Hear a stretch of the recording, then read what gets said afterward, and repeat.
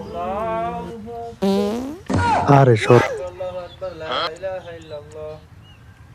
আল্লাহু আকবার, আল্লাহু আকবার। সামি আল্লাহু লিমান হামিদা।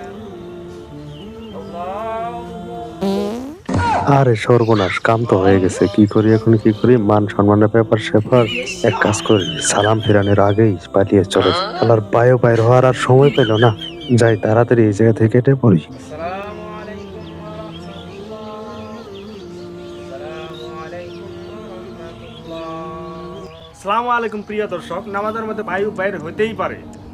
এই অবস্থায় আমাদের ঘাবড়ানো যাবে না। আমাদের ইমাম সাহেব আছেন, দেখি উনি কি বলে। নামাজের মধ্যে বায়ু বের হলে আমরা কি করব, কি উপায় আছে ওনার কাছে শুনি। তো হুজুর, নামাজের মধ্যে বায়ু বের হলে কি করবো আমরা?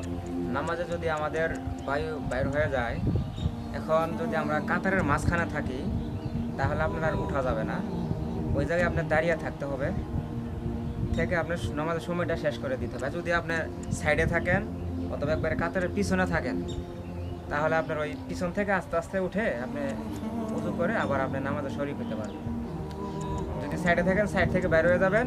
আর যদি পিছনে কাতারের মাঝখানে থাকেন, তাহলে ওই পিছনে কাতার থেকে আস্তে আস্তে চলে যাবেন। যদি আপনি মাঝখানে থাকেন, যে না এখান থেকে পিছনে যাওয়া সম্ভব না, অনেক মানুষ আছে, তখন আপনি ওই জায়গায় বসে প্রিয় থাকবেন। দর্শক, এইভাবে নামাজের মধ্যে আমরা অনেকে এইভাবে ভুল ভ্রান্তি হলে আমরা নামাজ বায়ু বের হওয়ার পরও নামাজ রানিং করতেই থাকি। তাহলে কি হইলো, আমাদের নামাজই বাতিল হয়ে গেল।